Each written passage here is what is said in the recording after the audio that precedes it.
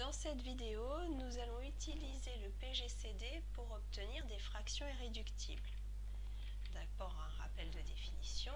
Une fraction irréductible est une fraction simplifiée le plus possible, c'est-à-dire que le numérateur et le dénominateur ne sont plus dans aucune table commune, ainsi qu'ils sont premiers entre eux.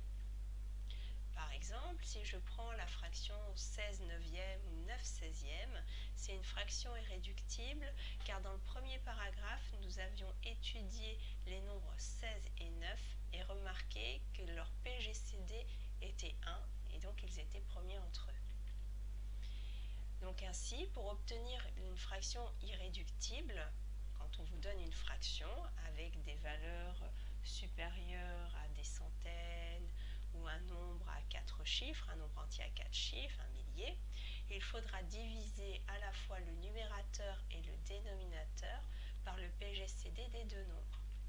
Par exemple, si je prends la fraction 120 sur 84 et qu'on veut qu'elle soit irréductible, je vais d'abord calculer le PGCD.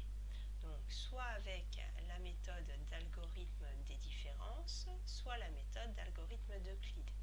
Ici, j'ai fait avec la méthode d'algorithme d'Euclide.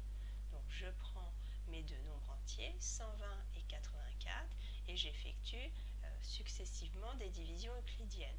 La première, avec la calculatrice, j'obtiens comme quotient 1 et il reste 36. Donc, je peux écrire 120, c'est égal à 84 fois 1 plus 36. Je continue ces divisions successives jusqu'à obtenir un reste nul. Ce n'est pas le cas ici. Je reprends mon diviseur 84 et je vais le diviser par le reste 36. Toujours avec ma calculatrice et la touche potence, j'obtiens quotient 2, reste 12. Je poursuis en divisant 36, mon diviseur, par le reste 12. J'obtiens quotient 3 plus un reste qui est égal à 0. J'obtiens ainsi mon PGCD qui est le dernier reste non nul, ici, qui est de 12.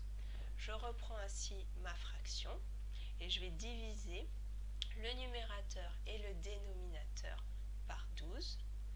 120, c'est 12 fois 10. 84, c'est 12 fois 7. J'ai utilisé 12 puisque le PGCD est de 12.